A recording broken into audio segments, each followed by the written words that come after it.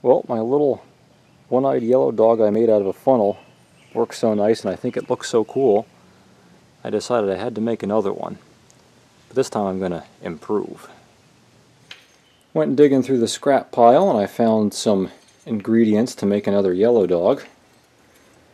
I've got a cast iron cylinder liner from my Case 310G motor, and I've got a Honda motorcycle frame. So this part right here looks like a nice spout, and it's just about the right size. So let's get cutting.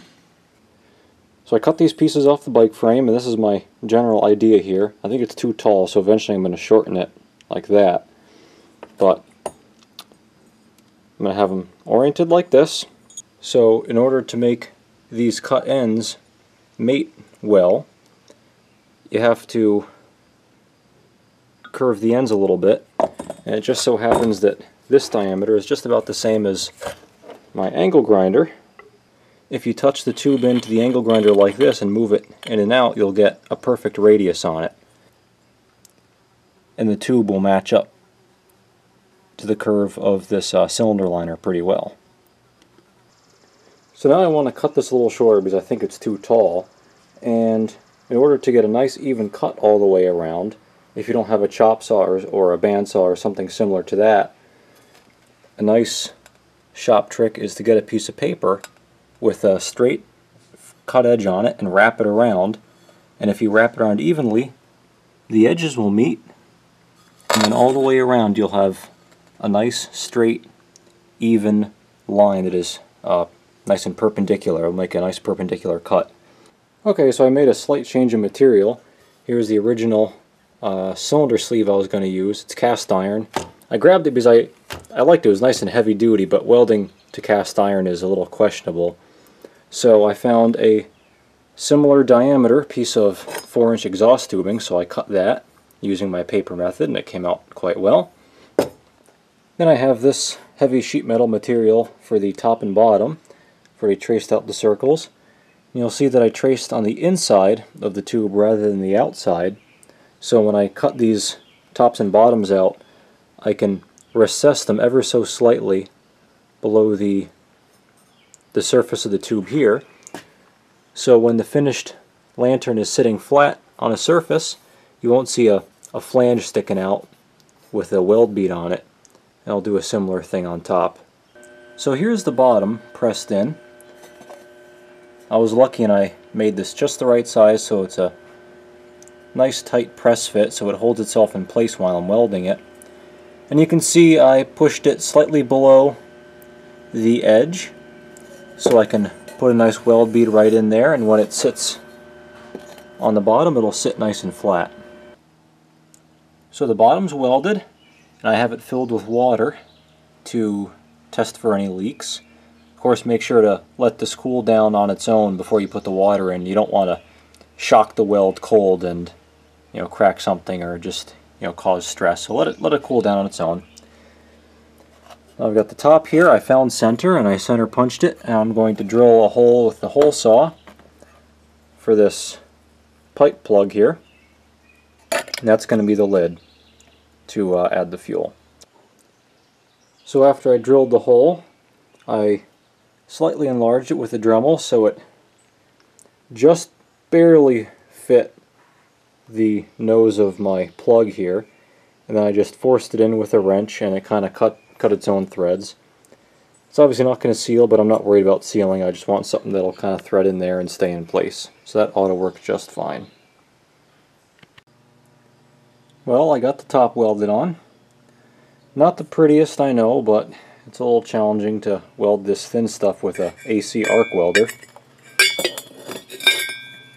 So the next step is to adjust the length of the spouts. Here's the rounded end that I already ground. It's going to be mounted right about there. I already cut this one.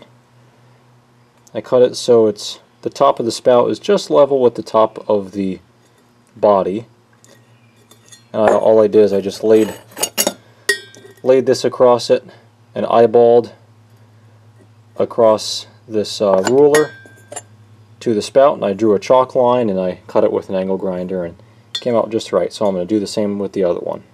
So I held the spout on the body where I wanted it, drew a line with Sharpie, and then I drilled around the inside of that line and cut out the little piece with a Dremel cutoff wheel. Then I smoothed it off a little bit just with a standard stone.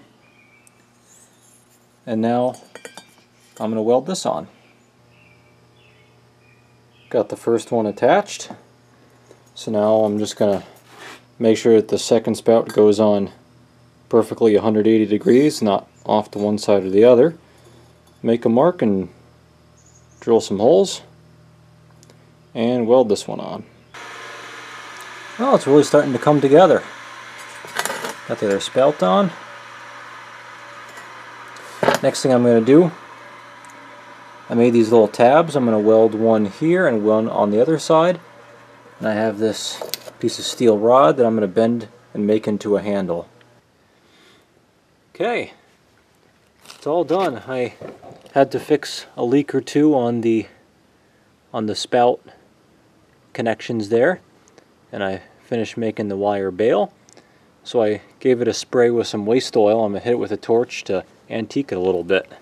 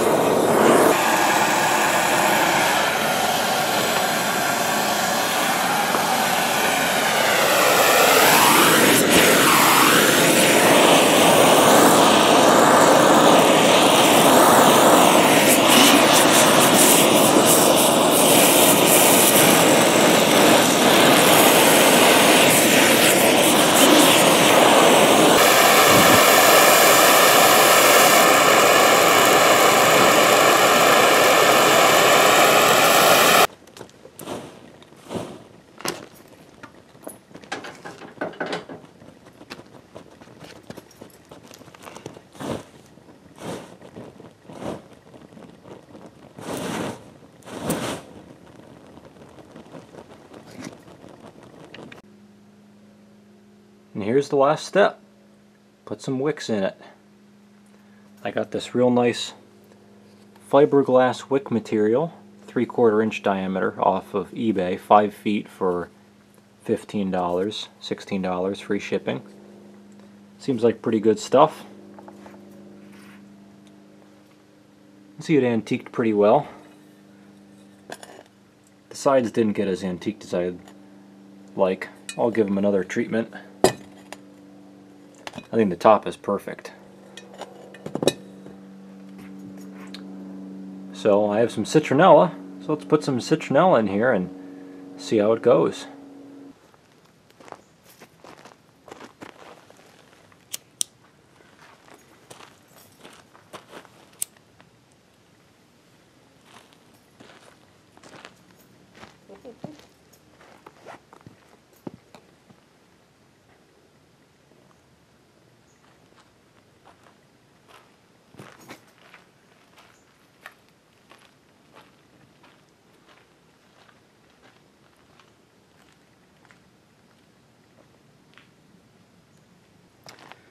Well, there you have it, folks.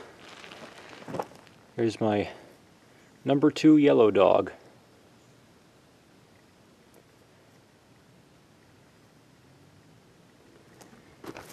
You know, I think my other one's getting lonely.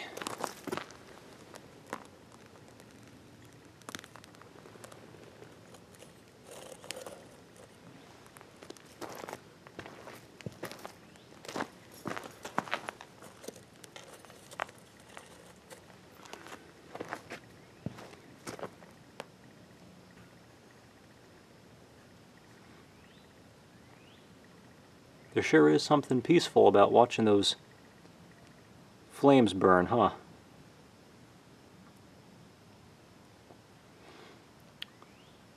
Well, I hope all you guys enjoyed this. Maybe this will inspire some of you guys out there to make your own yellow dogs. Because, I don't know, this was a pretty fun project. It was pretty quick. then you have something that's a little bit more special to you because you made it, rather than buying a overpriced original cast iron yellow dog. They're still cool though. I would like to have one if I could find one for a decent price.